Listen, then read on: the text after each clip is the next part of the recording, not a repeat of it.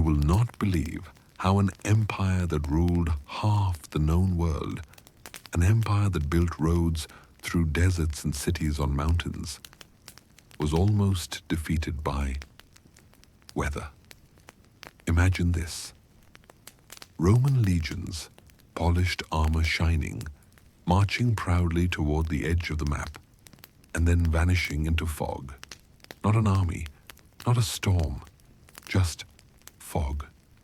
Thick, silent, and strangely patient. They came chasing glory, led by emperors who wanted to make history. But what they found instead was confusion, superstition, rebellion, and a land that refused to be conquered. From Caesar's first failed landing to Claudius's strange second try with elephants, to the fierce queen who burned their cities in fire. This is the story of how Britain humbled Rome without ever really meaning to.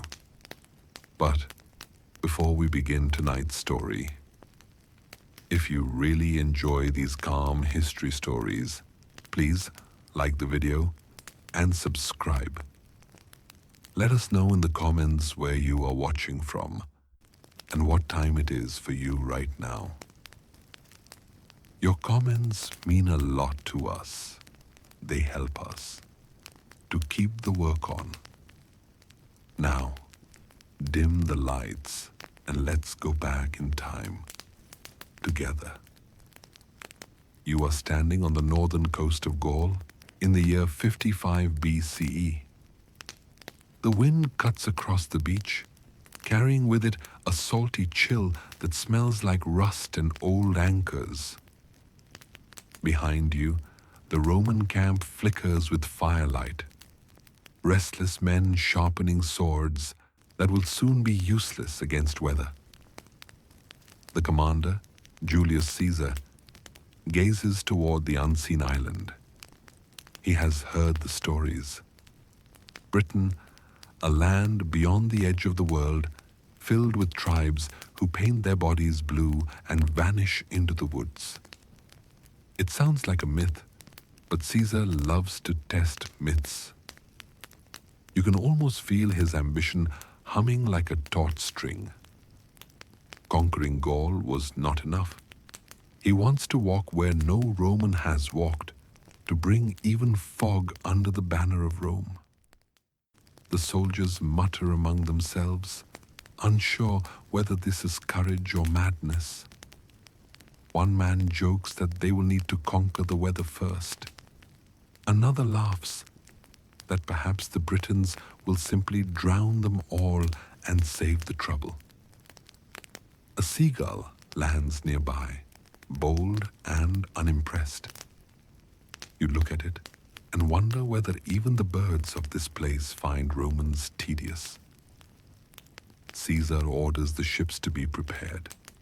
The carpenters and oarsmen work by torchlight, and you can hear the soft groan of wood as the vessels strain against the ropes.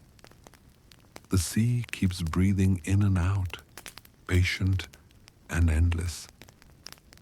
Historians still debate why Caesar invaded Britain at all. Was it curiosity? A political move to impress Rome's Senate? Or was it, as some suspect, a distraction from troubles back home?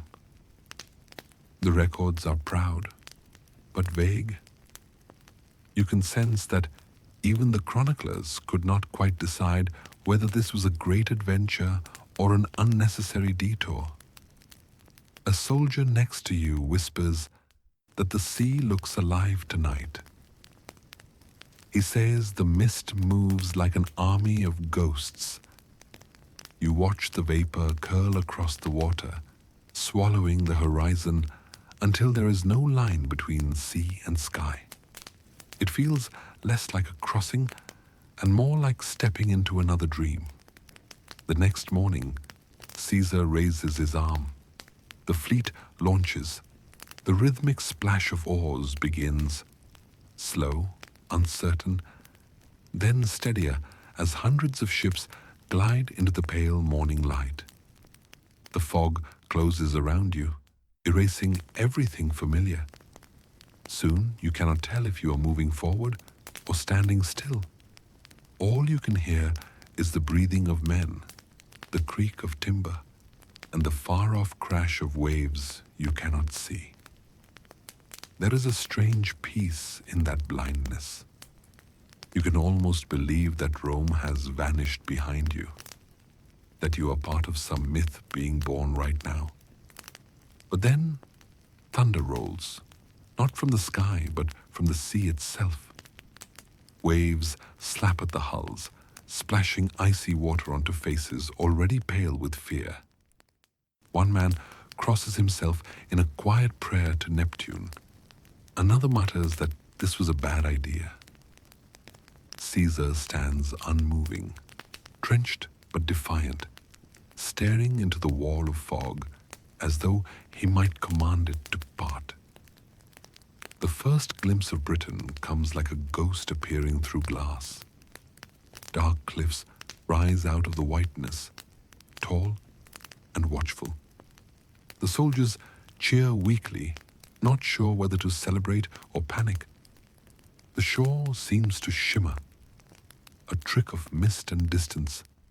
No one knows what waits there. One historian later wrote that the sight of that island filled the men with both awe and dread. A new world just across a small strip of water, but somehow larger than anything they had imagined. And as the ships near the beach, you can almost feel the island breathing, slow, steady, and unimpressed by the empire arriving at its doorstep. You grip the side of the ship as it hits the shallows. The command is given. The soldiers leap into the surf, armor gleaming, sandals sinking into cold sand. The waves hiss around them like laughter. You take one hesitant step, then another, into the murky water, toward a shore that feels more like a mirage than a promise. Somewhere behind you, a trumpet blares, but the sound is muffled, swallowed whole by the fog. And just like that, Rome touches Britain for the very first time. You step onto the cold, shivering beach, and the first thing you notice is how quickly your sandals fill with water. The Roman soldiers are not used to this kind of welcome.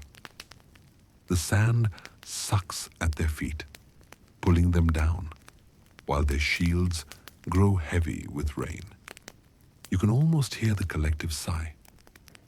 This is not how conquest is supposed to feel. There should be trumpets, banners, admiration from frightened locals. Instead, there is wind, seaweed, and a quiet that hums like a warning. The enemy is nowhere to be seen, only the distant cry of seabirds and the rumble of the tide. Then, out of the fog, come shadows. Figures appear and vanish, painted in streaks of blue, their hair stiff with lime. The Britons are not charging. They are watching. Their silhouettes flicker in the haze like a mirage, impossible to count. Every time a Roman blinks, they seem to multiply. You can feel tension thickening like the fog itself. Someone jokes in a shaky voice that perhaps Britain is made entirely of ghosts. Another soldier laughs, saying it would at least explain why no one lives here by choice. Even Caesar smiles faintly, a thin line across a rain-streaked face. He is soaked, yes, but unshaken. He orders the formation. Shields lock, spears lower, and the slow, rhythmic heartbeat of Roman discipline begins to pulse again. When the first clash comes, it is not grand or glorious, it is messy. The Britons dart from the mist, fling their spears, and vanish. The Romans lunge after them, stabbing only air. You swing your shield around just in time to catch a glancing blow, then realize your opponent is already gone, melting back into the fog. This is not a battle. It is a whispering contest with the weather. Historians still argue about how many warriors Caesar faced that day. His own writings, naturally, suggest great multitudes. But scholars suspect exaggeration. The fog itself may have inflated the numbers. After all, everything looks larger when you can barely see it. Still, the danger was real. A spear can kill you just as well when thrown from the mist. The tide begins to turn, literally. Roman ships, left unanchored in the shallow bay, begin to drift. Waves slap their sides, breaking planks, scattering supplies. Caesar's men look back to see their route of escape dissolving into the grey. For a moment, you imagine the entire invasion swallowed in one breath by the sea. The general barks orders, trying to steady panic, but even he cannot command the ocean. You take shelter behind a boulder, rain dripping from your helmet into your eyes. The water tastes like metal. Your fingers ache. You think of home, of gall, of dry clothes, of food that is not salted beyond reason. You wonder whether Caesar's ambition is worth your shivering bones. Still, when his voice cuts through the wind, you rise. Everyone does. Because his certainty, even soaked and steaming with rage, is contagious. A curious side note. Some later writers claimed Caesar's horse refused to go ashore, panicking at the sight of the waves. So Caesar, not to be mocked by an animal, supposedly leapt from the ship himself, sword raised, crying that fortune belongs to the brave. You imagine that moment, a general drenched to the waist, shouting at the weather, trying to outstare the fog. It is both heroic and faintly ridiculous, like many things in Roman history. As the day fades, the Britons withdraw into the hills. They are not defeated. They simply melt away, taking their dead, their noise, and their mystery with them. The Romans, left in the quiet aftermath, begin to gather their wounded and curse the cold. The campfires sputter, too wet to burn properly. You huddle close anyway, feeling heat more imagined than real. Someone hums a tune from home, soft and weary. Even Caesar, pacing by the shore, seems smaller now, a man arguing with mist. And yet, he writes that night. He writes of courage, of victory, of men who brought civilization to the edge of the world. His ink runs in places where rain has bled the parchment, but his ego remains waterproof. You have to admire that, even if it makes you roll your tired eyes. Historians remain divided here. Was this truly a victory? Caesar claimed success, but the Britons never yielded, and the Romans never advanced far from the beach. Some say it was propaganda, an invasion for headlines, not empire. Others believe it was the first spark of something larger, a dream that Rome would chase again. As the fires die, the fog creeps back, slow and curious. It wraps around your shoulders like a cold blanket. You stare into it and wonder, is it fog or the breath of Britain itself, whispering that this island does not want to be conquered tonight? By morning, your armor will be rusted, your sandals still dripping, and Caesar will already be planning his next move. But for now, you close your eyes and listen to the soft hiss of rain meeting sea, and it almost sounds like laughter. The next dawn comes in shades of pale silver, where the sun tries to rise but never quite manages. You blink against the light, but the fog refuses to lift. Everything looks soft-edged, blurred, as if the world itself has not yet decided to exist today. You hear the sound of horns, deep, hollow, ancient. It rolls through the mist like a memory, calling from nowhere and everywhere at once. The Roman soldiers freeze. Then another horn answers, this time closer.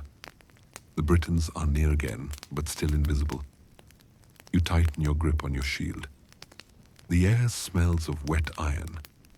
A horse snorts nearby, nervous, its rider whispering to calm it. And then, out of the grey, they come. Shadows with voices.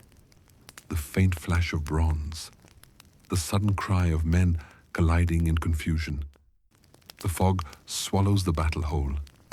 You swing at the blur before you, hit nothing, then stumble into a man who looks exactly like you. Another Roman, just as lost. He laughs, breathless. We might as well fight each other, he says. You laugh too, though the sound trembles. The Britons seem to move with the mist itself. They appear and vanish, daunting, fearless.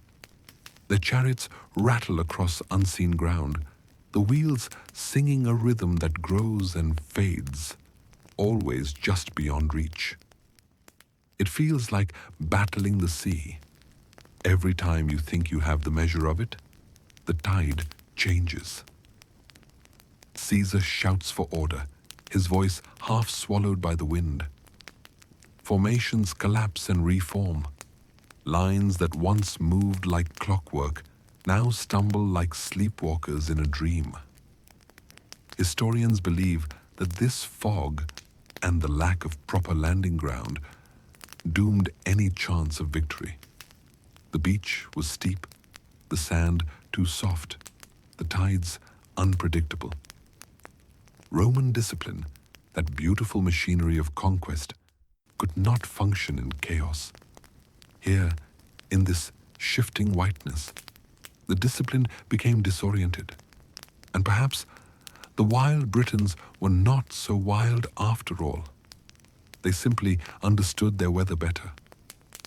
A spear whistles past your ear. You turn, but there is only emptiness.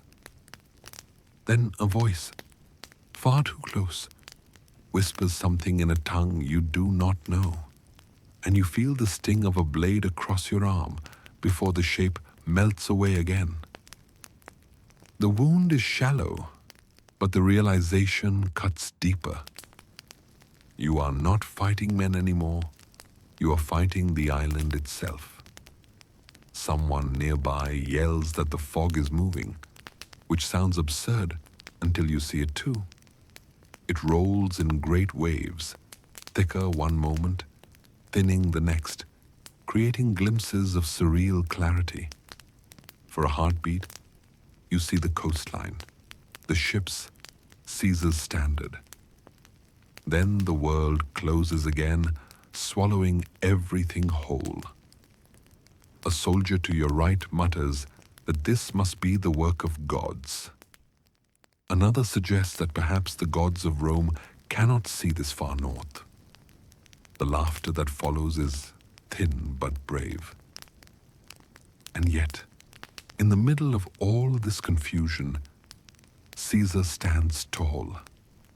He rides forward on his horse, calling the men back to him, his cloak soaked and clinging like a second skin.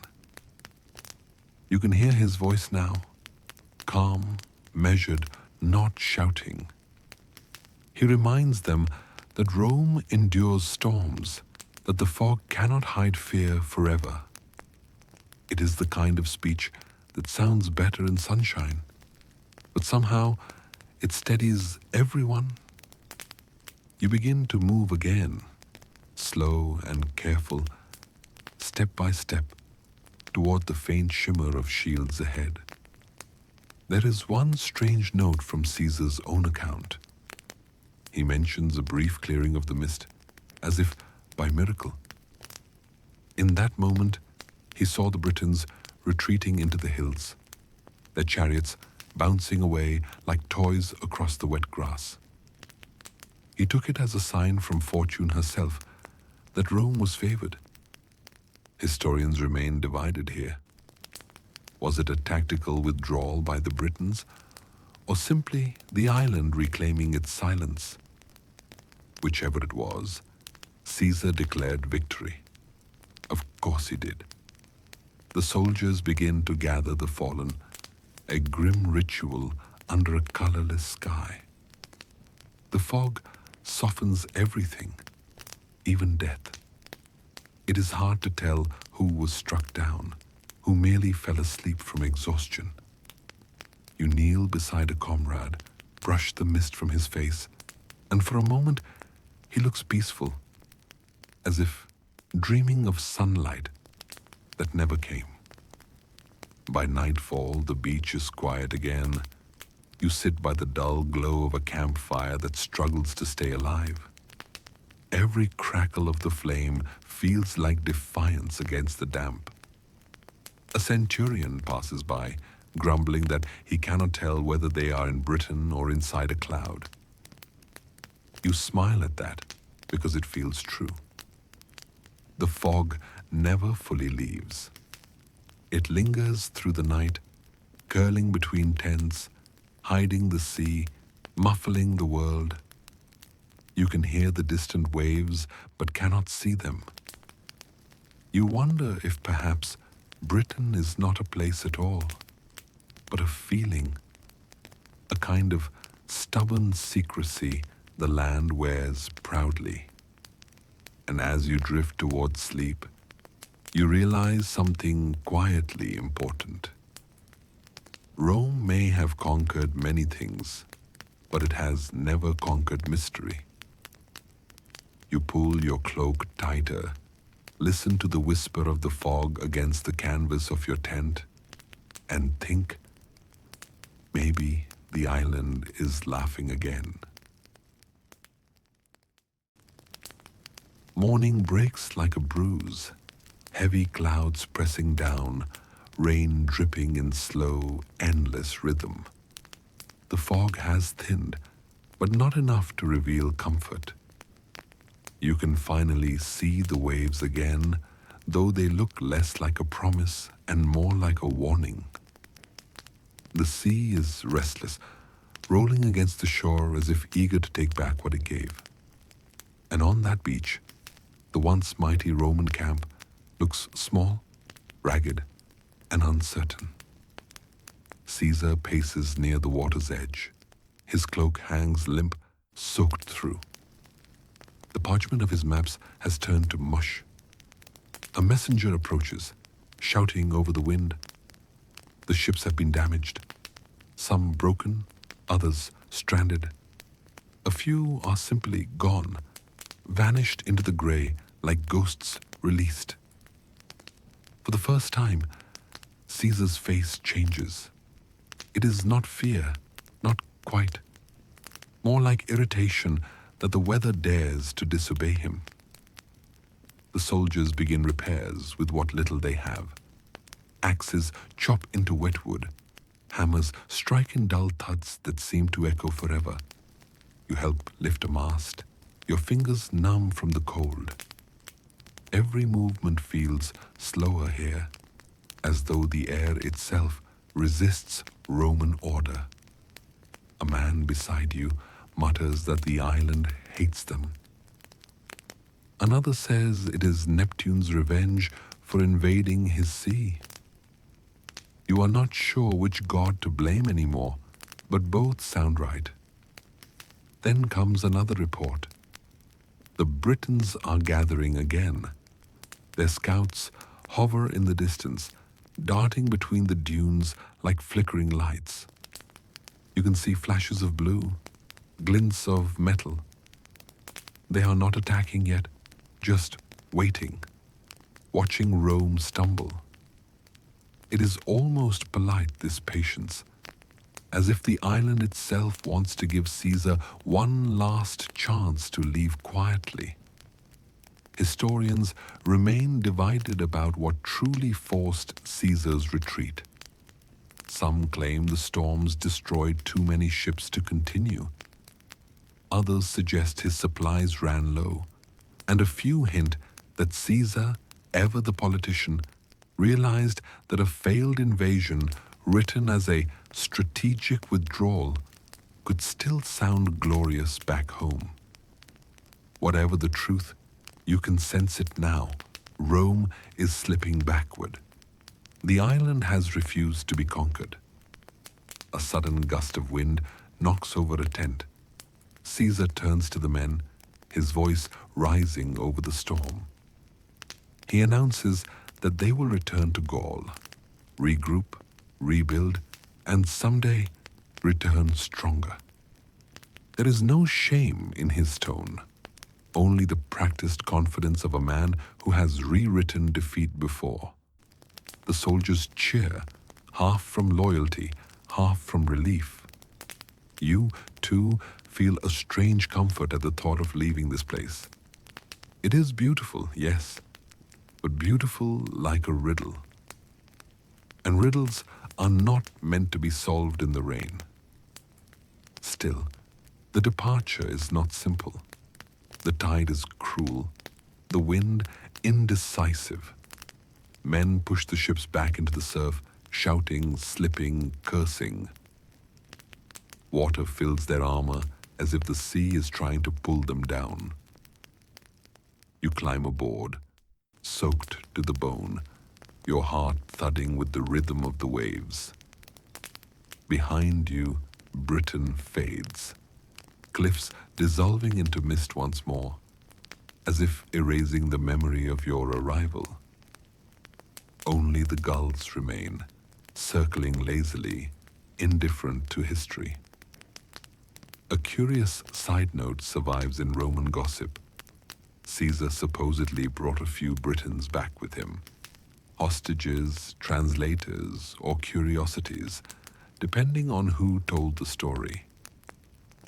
Some said they amazed the people of Rome with tales of an island where fog could hide entire armies. Others whispered that they never spoke again, their silence more eloquent than any legend. You can imagine them, staring across the forum at marble statues and endless sunshine, missing the cool breath of their homeland. On the voyage back, Caesar writes, he describes his successful expedition, the bravery of his men, and the submission of British tribes. It is an elegant fiction, one that the Senate will applaud. You wonder whether he believes it himself. Perhaps he does. After all, truth and ambition often share a tent in Caesar's camp. Rain lashes the deck. You watch the waves, hypnotized by their rhythm. The sea seems calmer now, almost smug, as if satisfied with how things turned out. You close your eyes and let the motion rock you. There is a strange peace in retreat, a softness in admitting that some worlds are not meant to be taken. And as the coastline of Gaul reappears, faint and golden in the distance, you know the story is not over. Rome never forgets, only pauses. But before we continue tonight's story, if you really enjoy these calm history stories, please like the video and subscribe. You step back onto familiar sand, drenched but alive. The air smells of home, of pine smoke and damp earth. Caesar dismounts beside you, already planning the next invasion. You almost admire it, that refusal to rest. For him, fog is not a barrier, It is a challenge. And deep down, you know he will try again. Because Rome always returns, even to the places that laughed at it.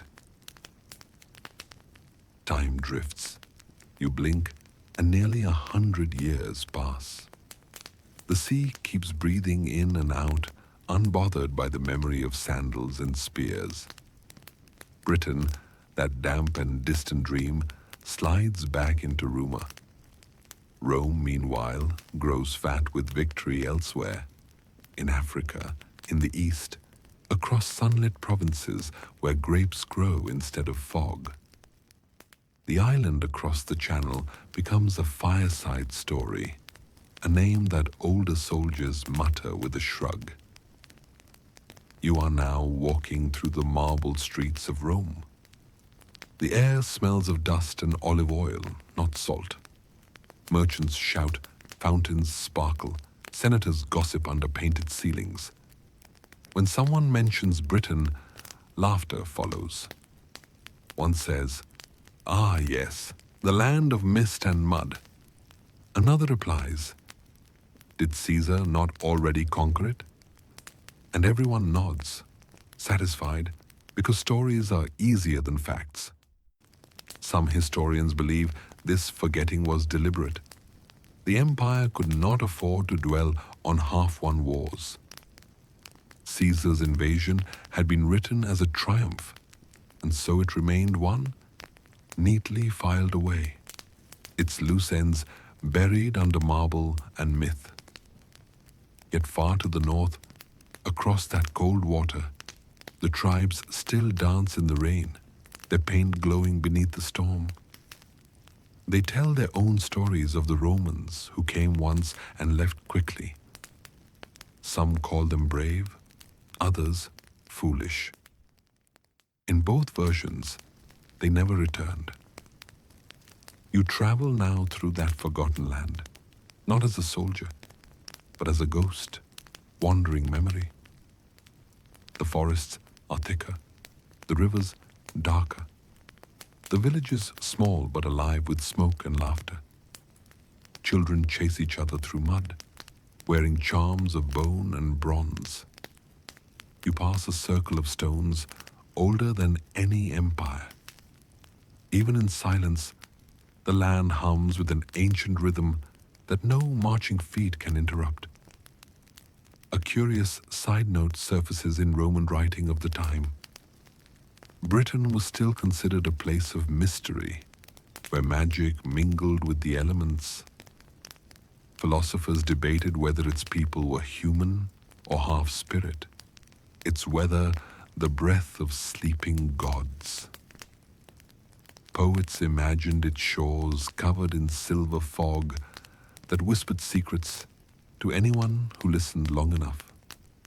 And while the empire built temples to Jupiter and Mars, it quietly admired this stubborn island that refused to kneel. Still, ambition never sleeps.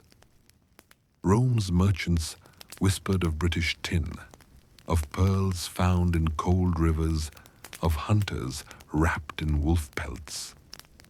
Traders brought stories of chieftains who offered friendship and alliances, only to vanish when the fog came down. You can almost hear the empire's curiosity stirring again, like a lion half awake, remembering a meal it never finished. Historians remain divided about whether Rome truly forgot Britain or merely waited for the right excuse. Empires do not forget. They rest. They sharpen their swords and polish their maps, telling themselves that timing is everything. And somewhere, on a quiet night in the Palatine Hill, an emperor's advisor whispers a familiar thought. We could take it this time. You wander through the ruins of old memories. The sea glimmers again before you, endless and patient. Ships still cross, though now for trade instead of war. You watch one vessel glide across the channel, its cargo not soldiers, but glass beads, wine and olive oil, civilization creeping gently where conquest once failed. It is softer, yes, but also more enduring. A light joke spreads among sailors. The fog is the true emperor of Britain. They mean it kindly, but perhaps also truthfully. Even the bravest captains wait for clear skies before crossing. It is said the island only reveals itself when it wishes to be found. You look across the water and believe it. One evening, as torches flicker along the Roman docks, you overhear a conversation, quiet, almost reverent. A senator says the emperor needs a victory, something dramatic to remind the people that Rome is still divine. Another mentions that old name again, softly, like a secret, Britannia. The word rolls off the tongue like mist itself, half whisper, half dare. You close your eyes and the wind changes. Salt fills the air again. The waves sound familiar. The same rhythm as before. The same endless sigh. The world feels poised between memory and intention. You can almost sense the Roman gods leaning forward, curious. After all, history loves unfinished stories. And so the empire begins to dream again of the island in the fog, the land that once laughed at Caesar. Only this time, the dream will not fade so easily. Somewhere deep in the marble heart of Rome, a new emperor's eyes have turned north. And when Rome looks at something for too long, it always finds a way to reach it. The calendar turns to 43 CE. You are standing again by the edge of the same restless sea, but Rome has changed. It is older now, richer, more deliberate, and ruled by a man who was never expected to rule at all. Emperor Claudius, quiet scholar, stutterer, lover of libraries, decides to do what the great Julius Caesar could not. He orders the legions to cross the channel once more. Not for curiosity this time, but for pride. The empire wants to remind itself that it can still surprise the world. You watch the soldiers assemble, their armor brighter, their ships sturdier. Elephants snort beside the docks. Yes, elephants, brought along to shock the Britons into submission or at least confusion. The men laugh about it, saying no fog could hide a creature that large. You smile too, because the image is absurdly beautiful. An empire so confident it brings its own circus to war. When the fleet sets sail, the air thrums with purpose. Drums echo across the water. The oars beat like a single heartbeat. The sea is calmer this time, though the same gray still lingers on the horizon. You can taste salt on your lips, hear the creak of wood and the faint jingle of armor. Somewhere above, gulls wheel lazily, indifferent to the grandeur below. Historians agree that Claudius did not lead the invasion personally, not at first. He sent his generals, Aulus Plautius among them, to do the difficult part. Claudius himself would arrive later dramatically for the finishing flourish. A curious side note: the emperor was terrified of the sea. It took several days of coaxing and possibly bribery to convince him to make the crossing. One account claims that he traveled wrapped in blankets, seasick but determined to look imperial upon arrival. You arrive with the first wave of soldiers near the coast of Kent. The mist greets you like an old friend, thinner than before but still watchful. This time, Rome is ready. Bridges unfold from ships, supplies follow, engineers mark out camps before sunset. It is not a raid anymore. It is an occupation. The standard of the eagle rises over the beach, and for the first time, Britain begins to feel the weight of empire.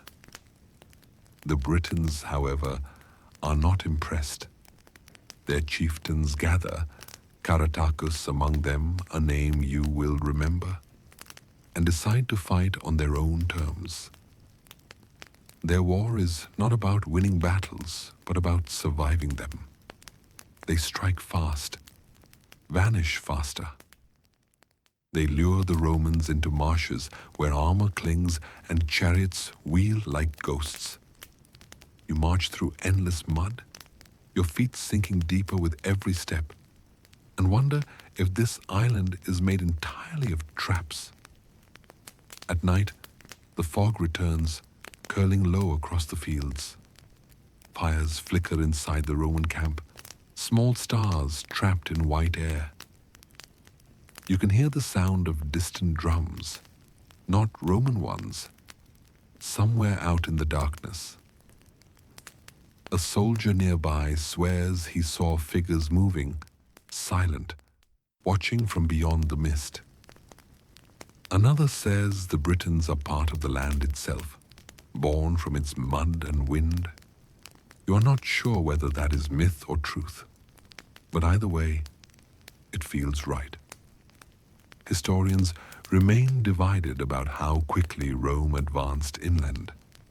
Some accounts suggest steady progress, others describe endless resistance.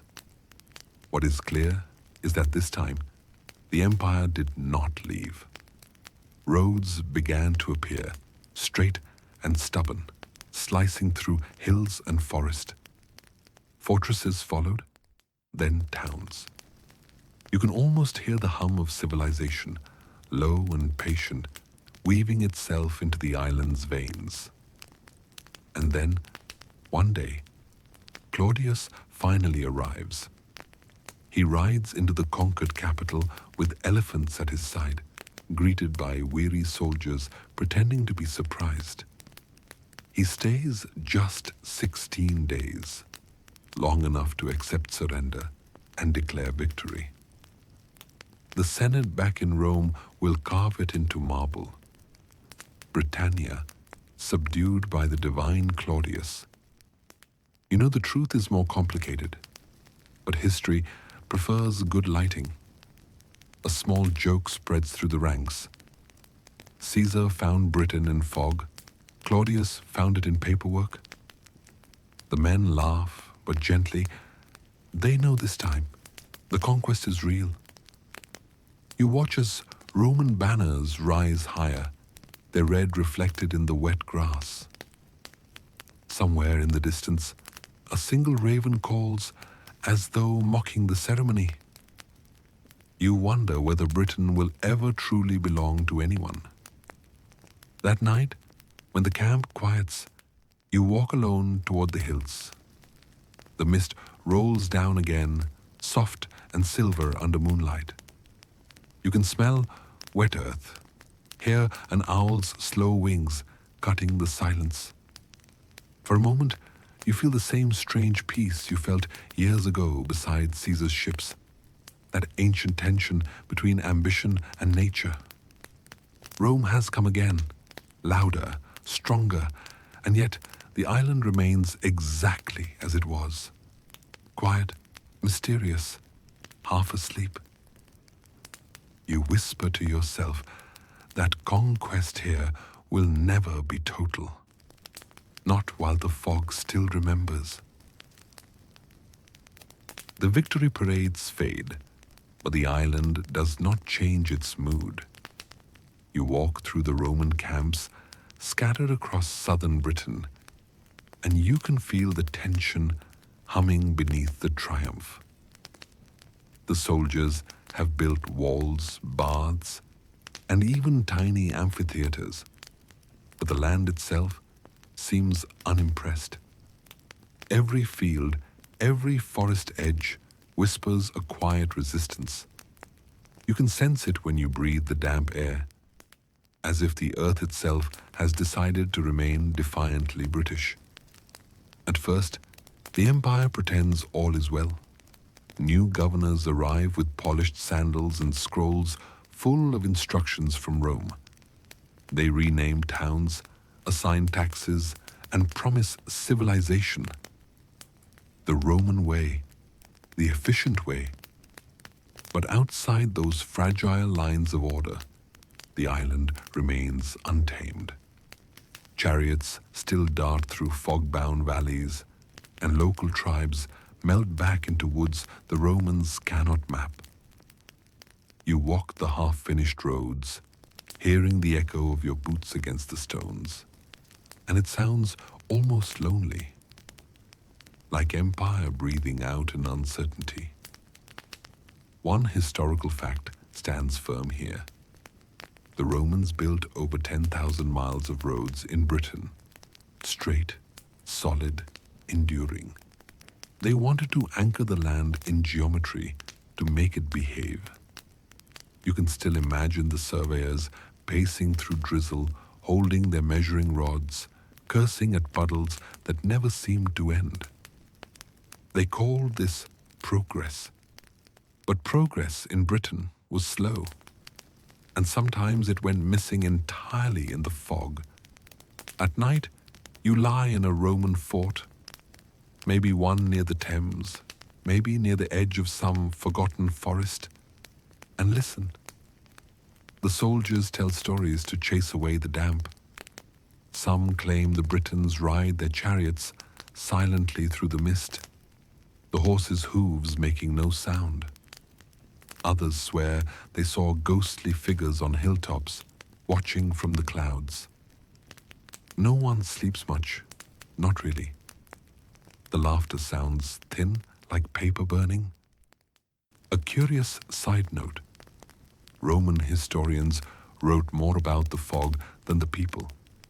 They described it as though it were an enemy of its own.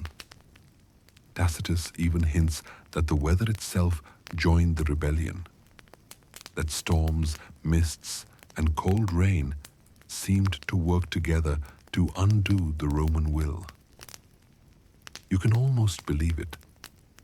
One evening, you wake to the wind shaking the tents, the fog so thick it feels like breathing through wool. The torches go out one by one, and the camp becomes a floating island of whispers. You think of how strange it is that Rome conquered deserts, mountains, and jungles. Yet here, it battles humidity. Historians remain divided on whether the Romans ever truly held Britain firmly. Some claim they brought law, roads, and peace. Others say they only skimmed the surface, a thin crust of empire over something ancient and unbroken beneath. You sense the second version might be closer to truth, because every time Rome builds something here, the land swallows it a little. Bricks sink, wood rots. Even statues seem to grow tired under the constant drizzle. Still, the empire presses on. It builds Londinium, a trading town beside a slow brown river. You stroll its muddy streets, a mix of Roman grid and Celtic chaos, and smell bread, fish, and smoke. There is laughter here, and ambition too. The Romans start to believe the island might finally be tamed. But out in the hills, the tribes still watch. Caratacus still fights, refusing to vanish. He becomes a legend, slipping from valley to valley like a shadow with a crown. One evening, you find yourself climbing a ridge near Wales, rain soaking through your cloak. The air is sharp, cold, full of pine. Below you, you can see flickering lights, Roman camps ordered and square. Above, thunder rolls, slow and heavy. For a moment, lightning shows the curve of the sea in the distance, and you think, It all looks so small. All that power, all that discipline, just waiting for another fog to drift in and erase it. You pause, listening to the wind move through the heather. You remember the first invasion, Caesar's bewildered men staring into the unknown, and realize nothing has changed. Rome keeps coming, Britain keeps waiting, and between them, the mist keeps its secrets. Then, as dawn breaks, you notice something beautiful. The rain stops. The fog lifts just enough for sunlight to spill across the wet grass, turning it silver. For a heartbeat, you can almost believe in peace. A soldier nearby mutters that the gods might finally be smiling. You know better. The gods are only watching, amused, waiting for the next act. You sigh, feeling the chill ease from your fingers. Perhaps conquest was never meant to be perfect here. Perhaps Britain exists to remind the empire that even the greatest fire meets its match in cold water. The thought makes you smile, soft and tired. You pull your cloak tighter and start walking back toward the camp, footsteps fading into mud. Somewhere far away, a raven cries again, as if it remembers everything you have forgotten. You wake one morning to a silence too complete. The usual clang of armor, the shouts of traders, the hum of carts over Roman roads, all gone. The sky is low, heavy with that strange British stillness that always precedes a storm. You know before anyone says it, something has gone terribly wrong. Word spreads in whispers first, then in a rush. Revolt, not a skirmish, not another tribal flare-up, but a true rebellion, fierce and unexpected. At its heart stands a queen, Boudica of the Iceni. Her name rolls through the camps like thunder wrapped in a woman's voice. Tall, fierce, her hair the color of copper struck by lightning. They say she rides in a chariot drawn by horses so wild the ground shakes beneath them. You imagine her cloak catching the wind, her daughters beside her, her eyes full of vengeance and something older. Justice, maybe. The cause is simple and cruel. Her husband, a loyal ally to Rome, dies, and the empire, impatient, seizes his lands. The Romans flog her. They harm her daughters. The insult echoes across the island, and for the first time, every tribe, north, south, wild, proud, looks to the same banner. You stand on a Roman road and feel the tremor under your boots. It is not the wind. It is Britain waking up. Mainstream historians confirm what happens next. The tribes swarm south, burning Camulodunum, the Roman capital. Then Londinium. Then Verulamium. 3 cities swallowed by flame. Tens of thousands die. The empire, so certain of its order, suddenly remembers fear. You can almost hear the panic in the marching orders, the desperate retreat of troops trying to find open ground. Britain is on fire, and the fog glows orange at night. A curious side note. Some Roman sources claim that before battle, Boudica released a hair from her cloak to divine the will of the gods. When it ran the right way, the tribes cheered, believing victory had already been promised. It is such a human thing, to seek omens when the world feels too vast. You imagine her standing on her chariot, watching that tiny animal vanish into the grass, and smiling. A leader who knows that symbols sometimes win wars before swords do. Historians remain divided about what exactly happened next. One version says the Roman general Suetonius regrouped and fought at a narrow gorge, perhaps near Watling Street, trapping the rebels. Another suggests Boudicca's forces simply ran out of momentum, their fury spent as the tide turned. What is certain is that Rome struck back with merciless precision, tactics over passion, discipline over chaos. When the smoke cleared, the island was silent again. You walk through that silence now. Ash floats in the air like snow. Charred timbers stick out of the ground like broken ribs. The smell of burnt earth clings to your clothes. You step carefully over fragments of pottery, twisted bronze, and a single coin blackened by heat. The emperor's face barely visible. You can almost hear the ghost of a voice whisper, "So much for empire." Boudicca herself, her end is uncertain. Some say she took poison rather than be captured. Others say she vanished into the forest, a spirit of vengeance waiting to return.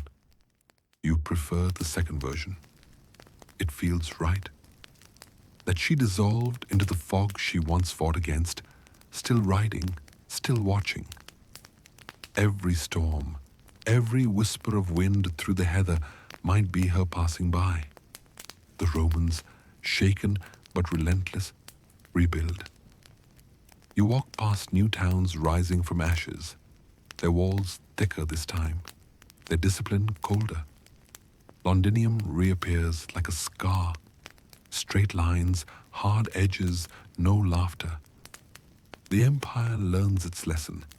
Never underestimate an island that dreams in rebellion. And so begins the long, uneasy peace. Not calm, but tense stillness, the kind that hums beneath the soil. That night, you sit beside a dying campfire. Rain begins to fall again, soft and unending. Each drop hisses as it hits the embers, like the world trying to quiet itself.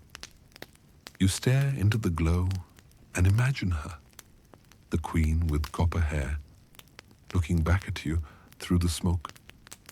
She does not speak. She does not need to.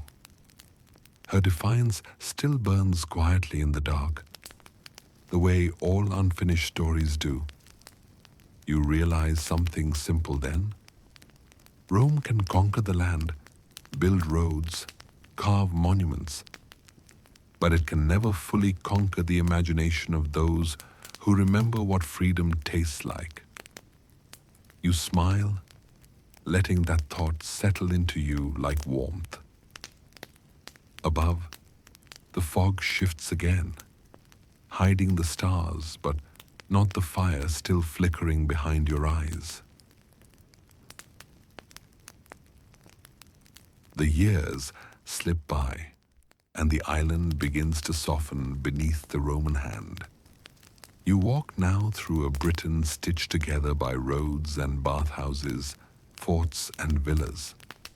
The soldiers who once cursed the mud now plant gardens.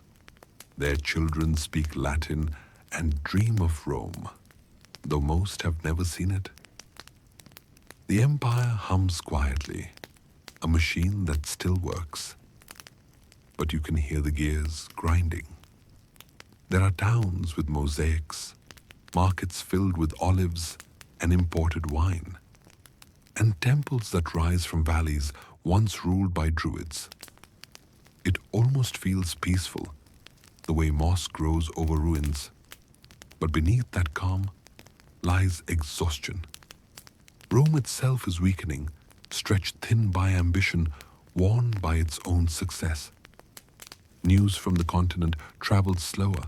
The silver coins arriving from Gaul come lighter each year. Even the orders from emperors sound unsure, as though whispered by tired gods. You stroll through Londinium again, rebuilt, thriving, orderly. Merchants call out in mixed accents. Children chase each other around stone columns. Yet, in the corners, you notice something fragile. Soldiers on half rations, walls that crumble faster than they are repaired, temples where no one prays anymore. The empire here has aged like a candle burning too long. Beautiful still, but dimmer. One historical fact stands firm. By the late 3rd century, the Roman army in Britain was mostly local. Born here, raised under the same rain. Many could barely remember the smell of the Mediterranean. They wore Roman armor, yes, but their hearts beat to older rhythms. Some historians even suggest they traded with the same tribes their ancestors once fought. It is how empires fade, not in collapse, but in quiet blending. A curious side note: the Romans once built heated floors, hypocausts, in the coldest corners of Britain. They fed warmth beneath the stone like a secret promise against winter. You find one now, broken but still faintly warm from the sun above. You press your hand to the tiles and think about how fragile comfort really is. How it always needs tending, always needs fuel. And Rome, by now, is running out of both. Historians remain divided on why the empire began pulling its strength from Britain. Some blame the endless wars in Europe. Others say the cost of maintaining this far, damp frontier simply outweighed its worth. Either way, the signals are clear. Forts receive fewer supplies, governors change too often, and the legions start to vanish. Quietly, one unit at a time. Even the great walls, Hadrian's, then Antonines, feel less like symbols of power and more like sighs carved in stone. One evening, you stand on that northern wall. The air tastes of peat and rain. The horizon stretches into nothing. Moors, fog, the whisper of the wild. The torches flicker behind you, and you realize you are standing on the edge of the known world, at least for the Romans. Beyond that mist lies everything they could not tame. And it is vast. So vast it humbles you. A lone soldier beside you says quietly, "The empire ends here." He does not mean the wall. He means the idea. The one that began centuries ago when Caesar first pointed across the sea and said, "We will go there." You nod because you feel it too. Britain never really wanted to be part of something else. It tolerated Rome, learned from it, even borrowed its words and stones. But deep beneath, it always belonged to itself. As you walk back toward the fort, the wind picks up. A soft rain starts, the kind that never stops, but never quite falls. You pull your cloak closer, hearing the wet grass whisper against your boots. Somewhere behind the clouds, you imagine Rome, not the city itself, but the idea of it, fading like the last ember of a long fire. Another small joke makes its way among the soldiers. Rome built everything here except a reason to stay. You laugh, but it is a quiet, tired sound. The kind of laughter people make when they already know how the story ends. You pause near the wall's edge and look out one last time. The fog moves like smoke, curling around stones, swallowing the horizon. And in that motion, you see everything that has happened. Caesar's wonder, Claudius's pride, Boudicca's fury, the slow patience of empire, the soft rebellion of time. All of it swirling together, carried by wind that has no master. You close your eyes and breathe deeply. The air smells of earth and iron and something ancient that no road could ever measure. You realize then that maybe the fog was never an obstacle at all. Maybe it was Britain's way of protecting itself, of keeping some secrets hidden, even from history. When you open your eyes again, the wall behind you glows in the last light of dusk. The mist rises higher, wrapping you in its arms. It is cold, but it feels gentle now. Not like an enemy, but like an old friend saying farewell. The empire does not end with a bang. It fades quietly, like the sound of oars vanishing into the distance. You wake one dawn to find the fort empty. The banners are gone, the fires cold. The legion has sailed home, or what remains of it, leaving behind stone walls and silence. The fog has returned to claim what was always its own. You walk through Londinium, now half abandoned.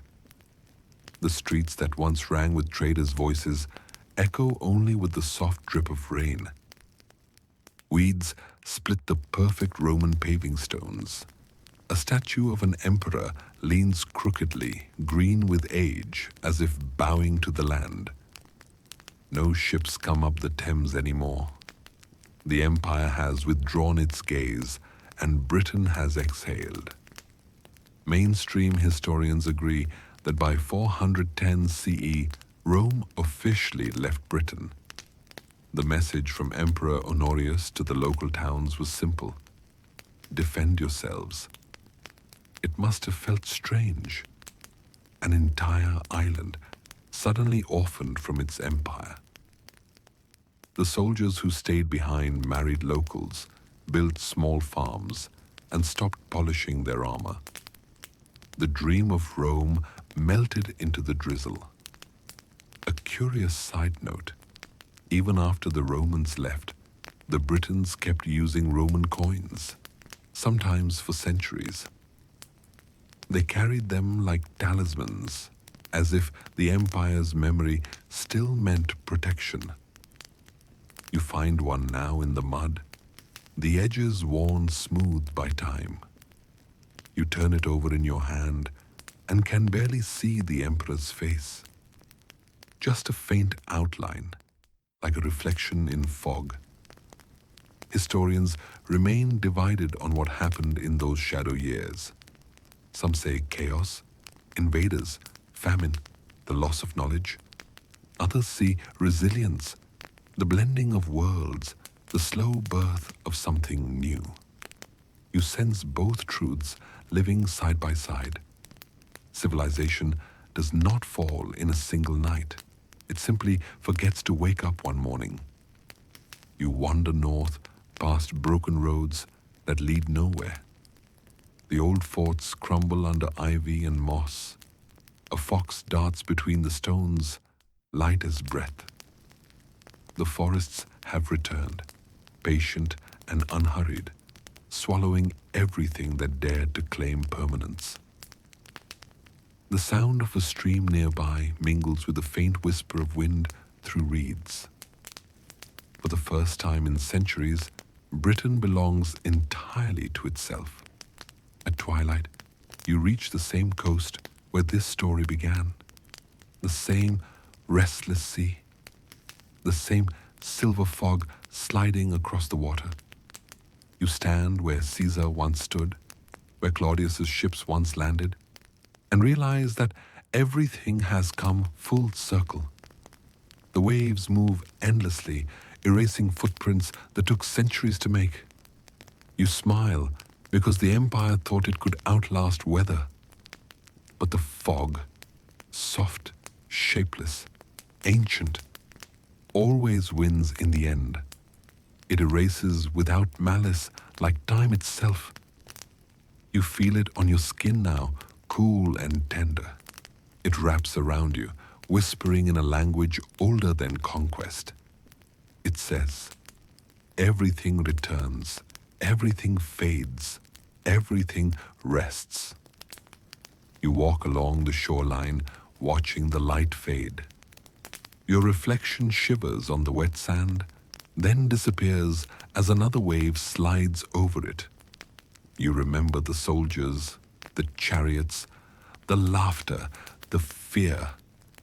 All of them stories now, scattered like coins across history's floor.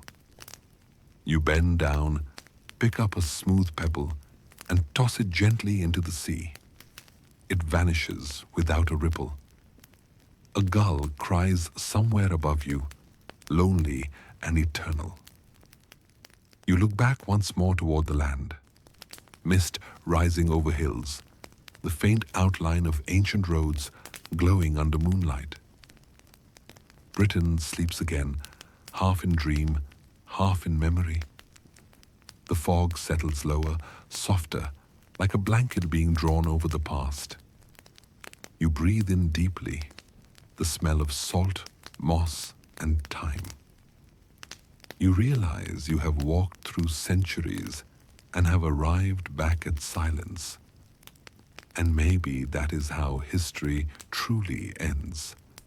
Not in ruin, but in rest. Now, slow your breath.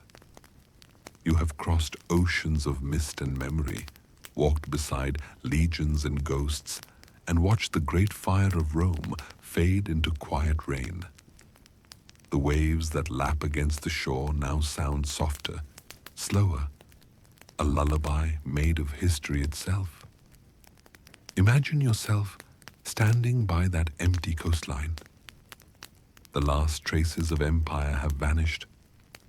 There is only wind and the faint scent of wet earth. The sea glows faintly under the moon, and somewhere in the distance, a heron lifts from the reeds, its wings slow, patient, unbothered by time. The fog thickens, but this time it feels gentle, like the world is tucking you in. Every stone, every leaf, every memory settles into stillness.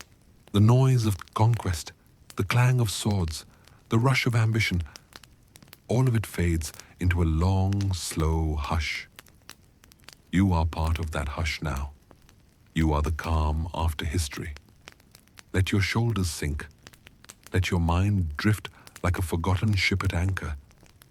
The island sleeps. The fog drifts closer, cool against your skin, until even the sea forgets to move. Everything slows, everything softens, and in that quiet, you find peace. If you enjoyed this calm history story, please don't forget to like the video and subscribe. Sweet dreams.